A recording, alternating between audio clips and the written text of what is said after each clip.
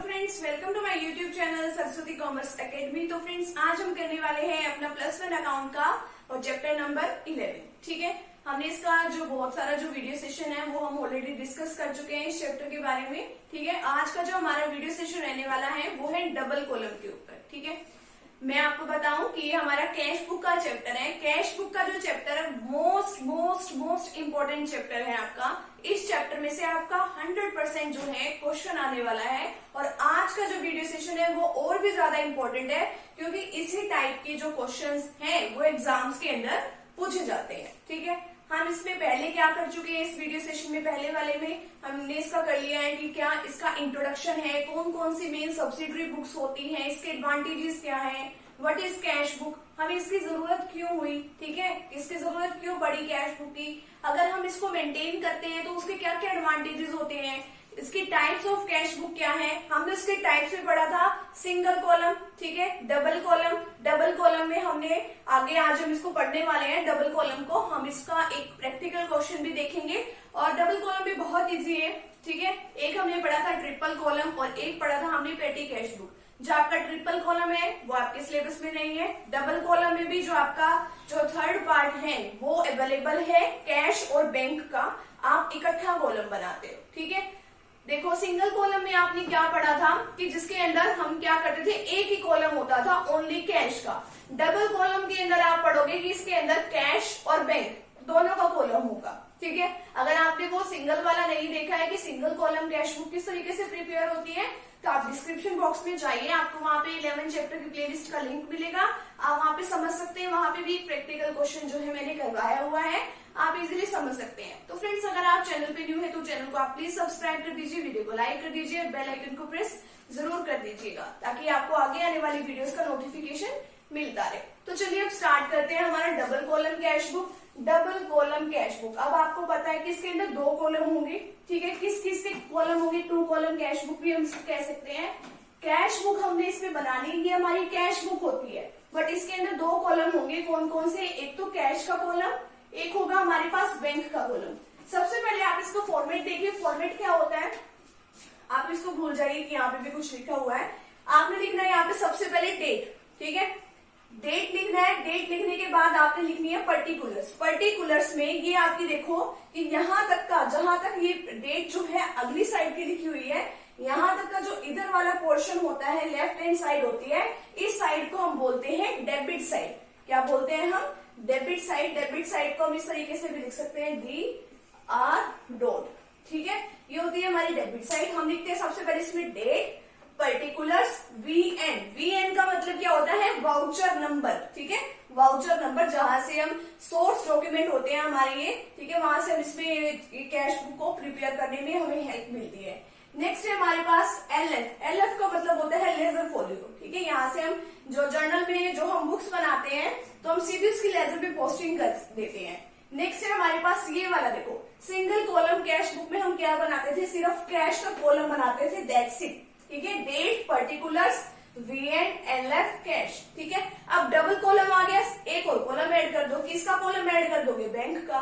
ठीक है, तो यहाँ तक आपकी क्या कंप्लीट होती है, debit side, left hand side है ये। ठीक है, सेम यहाँ पर भी आ जाओ, डेट, पर्टिकुलर्स, VN का मतलब voucher number, LF ledger folio, cash and bank. ठीक है, तो ये होता है आपका इधर वाला पोर्शन, राइट हैंड साइड। ठीक है, इसको हम कौन सी साइड बोलते हैं, इसको हम बोलते हैं क्रेडिट साइड। क्या बोलते हैं हम, क्रेडिट साइड। क्रेडिट को कैसे लिखते हैं, CR. ठीक है, ये होती है हमारी क्रेडिट साइड। अब देखो डेबिट साइड क्या होती है, डेबिट साइड में हम वो वाली आइटम्स लिखते हैं कैश की जिससे हमें कैश रिसीव होती है। ठीक है, कैश बुक का एक रियल नेचर का अकाउंट होता है जिसके अंदर क्या होता है, debit words comes in and credit words goes out. ठीक है, जो कुछ हमारे बिजनेस में आया, यानी कि हमारे बिजनेस में जिससे कैश आ रही है उसको डेबिट। ठीक है, जहां से बैंक में पैसे आ रहे हैं उसको डेबिट, जहां से कैश जा रही है यानी कि हम कुछ खर्चा कर रहे हैं, हमें कैश देनी पड़ रही है, उसको क्रेडिट कर दो। अगर बैंक से कुछ खर्चा कर रहे हैं तो वो खर्चा कर दो। ठीक है, सबसे मेन बात इसके अंदर ये है, एक हमारी डेबिट साइड होती है, तो इसलिए मैंने यहाँ पे पर्टिकुलर्स में रिसिप्ट लिखा हुआ है और यहाँ पे हमने पर्टिकुलर्स में पेमेंट लिखा हुआ है क्योंकि वो क्रेडिट साइड है। नेक्स्ट मेन बात क्या है, अब आप सबसे पहले यहाँ पे डेट में जो भी आपका ईयर दिया होगा वो आप यहाँ पे लिखोगे। जैसे यहाँ पे 2017 दिया हुआ है, आप यहाँ पे 2017 लिख लो। जो भी मंथ दिया हुआ है वो लिखो और फर्स्ट डेट। अब यहाँ पे जो भी आप एंट्री कर रहे हो वो बिल्कुल डे टू डे होनी चाहिए। ये नहीं है कि पहले आपने फर्स्ट डेट की एंट्री कर दी, फिर आप फिफ्थ डेट की एंट्री कर रहे हो, फिर आप फोर्थ की। नहीं, ऐसे नहीं करना, बिल्कुल डेट वाइज चलना है। एक तो ये बात है इसके अंदर। नेक्स्ट बात इसमें क्या बताई गई है कि जैसे कि हमारा स्टार्टिंग का कैश का बैलेंस दिया होता है, ठीक है। कई बार हमें बैलेंस दिया होता है कि हमारे पास इतना बैलेंस है, जैसे कि इसमें दिया हुआ है कैश इन हैंड, तो हमने मतलब कि हमारा पिछला बैलेंस है, हम इसको आगे मतलब कैरी फॉरवर्ड कर रहे हैं, ठीक है। तो हम लिखते हैं टू बैलेंस ब्रॉट डाउन। अगर इसकी जगह ये दिया होता कि हम अभी बिजनेस को स्टार्ट कर रहे हैं, स्टार्टेड बिजनेस विद कैश, तो हम यहाँ पे टू बैलेंस ब्रॉट डाउन नहीं लिखते, तो हम यहाँ पे लिखते टू कैपिटल, ठीक है। आप ये वाली चीज यहाँ पे जरूर देख लीजिए। अगर यहाँ पे स्टार्टिंग में अगर लिख रखा है कि स्टार्टेड बिजनेस विद कैश, तो आप यहाँ पे टू कैपिटल लिखोगे। अगर यहाँ पे मतलब कैश इन हैंड दे रखा है, तो मतलब आपका बिजनेस पहले से ही चला रहा है, तो आप लिखोगे यहाँ पे टू बैलेंस ब्रॉट डाउन, ठीक है। इतनी सी बात और क्लियर होगी। अब देखिए, अब यहाँ पे जितना भी आपके पास पैसे आ रहे हैं वहां पे आप डेबिट साइड में लिख दोगे। जिस भी रिलेटेड आपकी एंट्री है जहां से पैसे जा रहे हैं वो आप क्रेडिट साइड में लिखोगे, ठीक है। क्रेडिट की कोई एंट्री नहीं करनी है आपको, यानी कि अगर आप उधार में कोई सामान खरीद रहे हो, परचेज कर रहे हो, या उधार भी क्रेडिट पे आप सेल कर रहे हो, तो वो एंट्री आपको रिकॉर्ड नहीं करनी है, ये बात भी ध्यान रखना। चलिए अब क्वेश्चन स्टार्ट करते हैं हम। हमारा फर्स्ट डेट को दे रखा है cash in hand 4000 and cash at bank 12000, ठीक है। तो आप देखो कैश इन हैंड दे रखा है आपका, कैश इन हैंड और कैश एट बैंक, यानी कि आपका स्टार्टिंग का बैलेंस है, तो आप यहाँ पे लिखोगे टू बैलेंस ब्रॉट डाउन, ठीक है। VNLF में कुछ नहीं लिखना आपको। अब यहाँ पे आप कैश के बैलेंस में लिख देना 4000, बैंक बैलेंस में लिख देना 12000, ठीक है। सिंपल सा है। आपके बिजनेस में कैश आ रही है, डेबिट साइड में आपको रिकॉर्ड करना है। नेक्स्ट आपकी फोर्थ डेट की एंट्री दे रखी है सोल्ड गुड्स फॉर कैश। आप देखो, आपने गुड्स जो है सेल करी है, और कैसे करी है, कैश में सेल करी है। आपके पास पैसे आ रहे हैं, तो आप लिखोगे टू सेल्स अकाउंट, क्योंकि आपके बिजनेस में पैसे आ रहे हैं, किसकी वजह से आ रहे हैं वो आप डेबिट पे लिखोगे।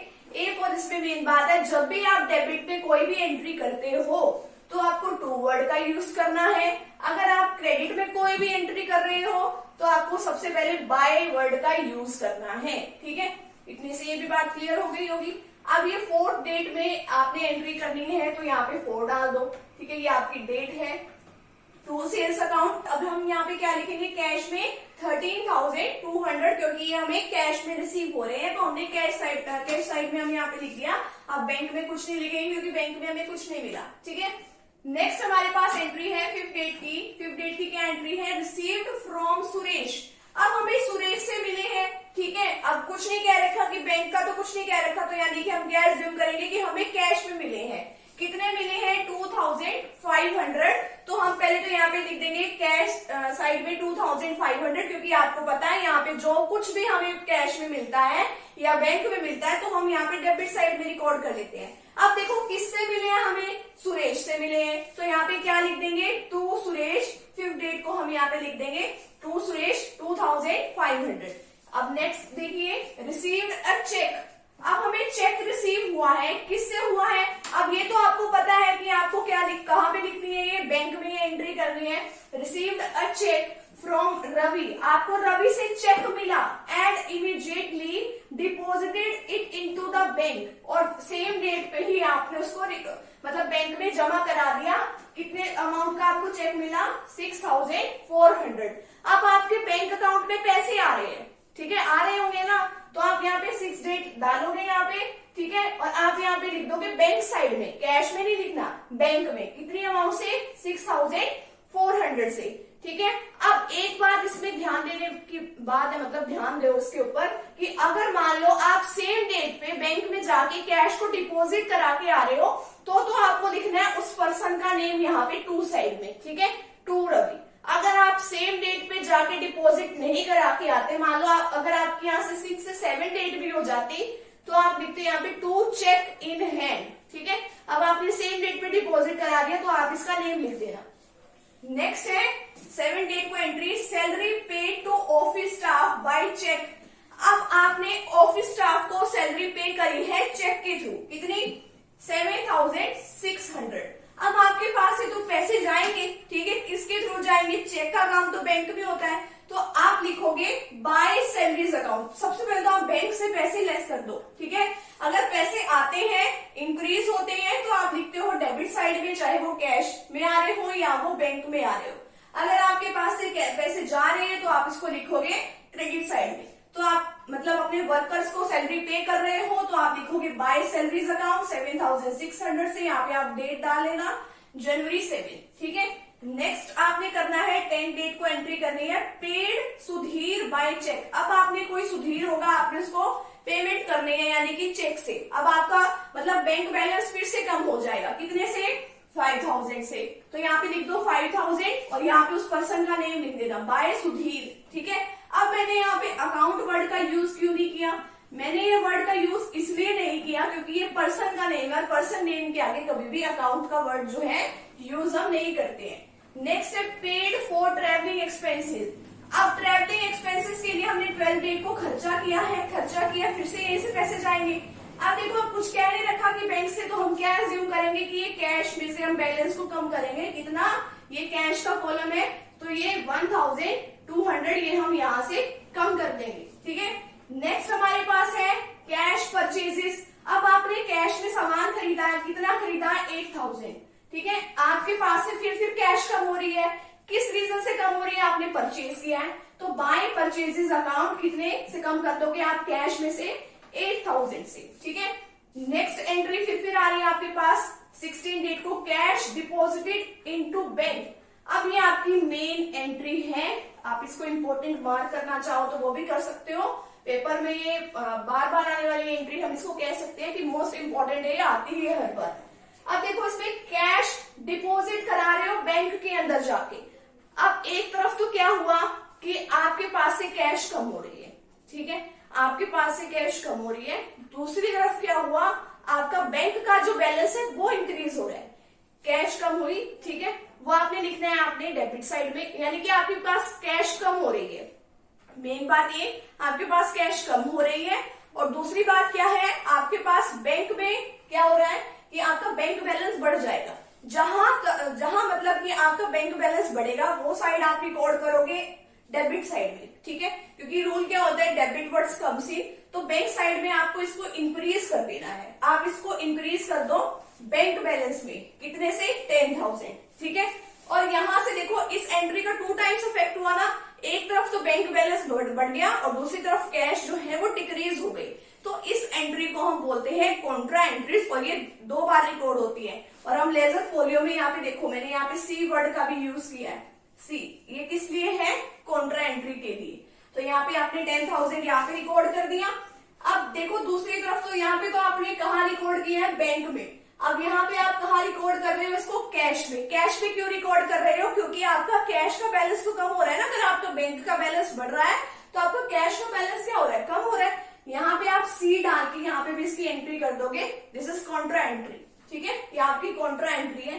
अब आपको यहाँ पे देखना है कि आपको यहाँ पे बाय बैंक लिखना है, वहां पे आपने टू कैश लिखा है, ये क्यों लिखा है आपने, जबकि आप यहाँ पे तो एंट्री कर रहे हो बैंक में, यहाँ पे आपने टू कैश क्यों लिखा है, और यहाँ एंट्री कर रहे हो आप कैश में, यहाँ आपने बाय बैंक लिखा है। क्यों लिखा है, ये इसलिए लिखा है।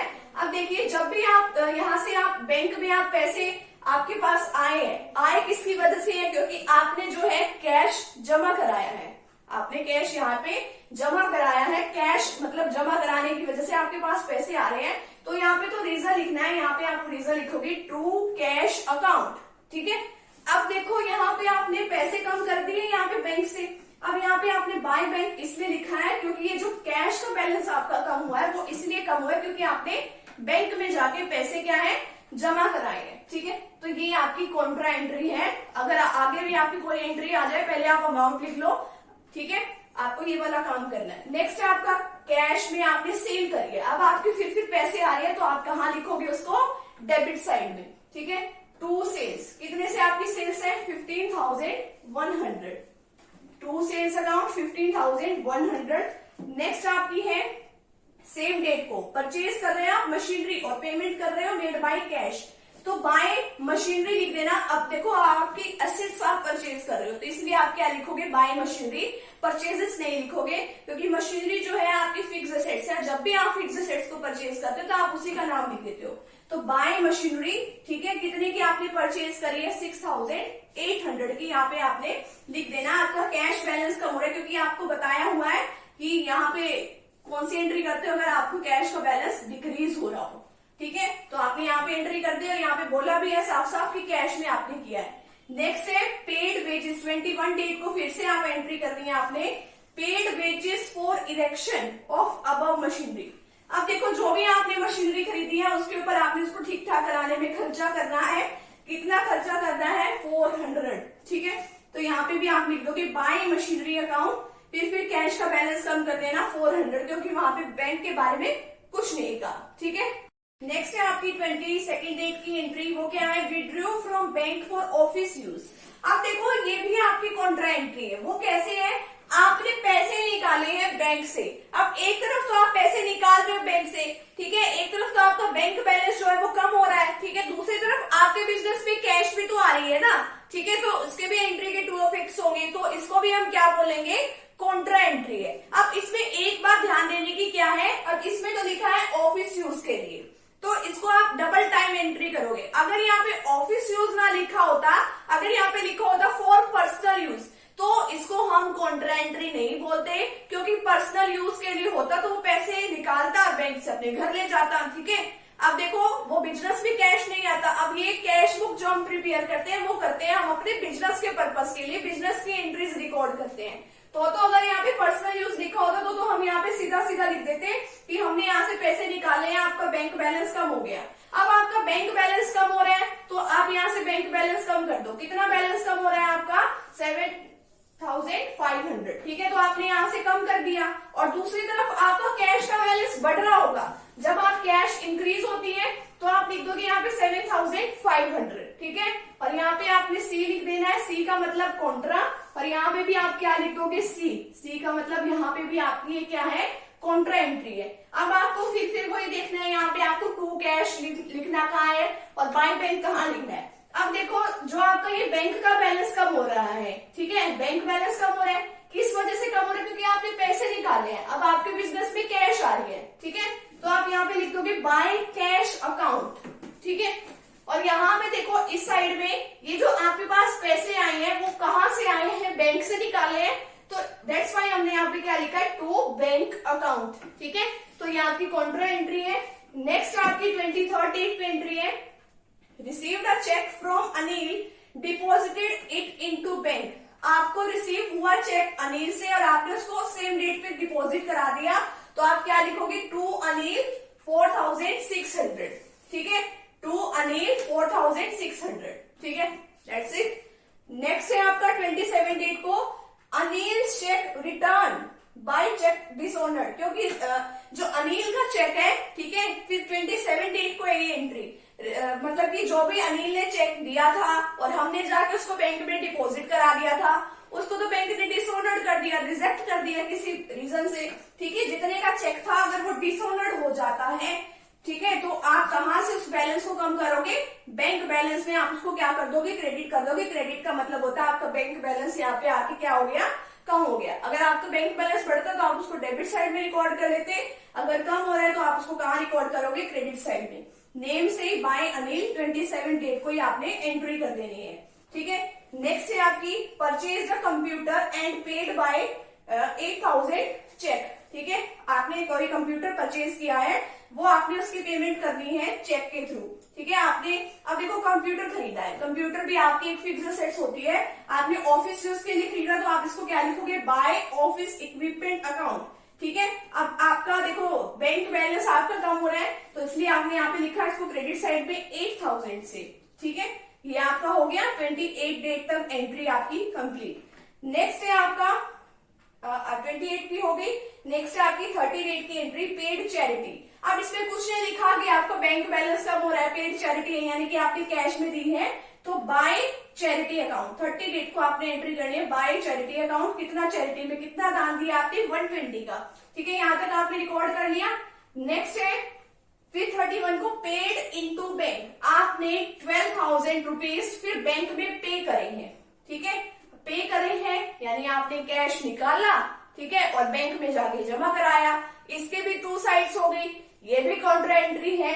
अब आपने बैंक में पे किया है तो बैंक में तो 12,000 का बैलेंस बढ़ा दो, यहाँ पे लेजर फोलियो में सी लिख दो क्योंकि ये काउंटर एंट्री है।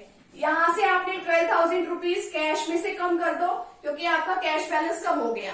अब आपको देखना है बाय बैंक कहाँ लिखना है, टू कैश आपको कहाँ लिखना है। अब देखो आपने पे किया है बैंक में जाके, तो जो आपका कैश बैलेंस है वो कम क्यों हुआ है, आपने बैंक में जाके उसको जमा कराया, तो आप क्या लिखोगे बाय बैंक अकाउंट, ठीक है।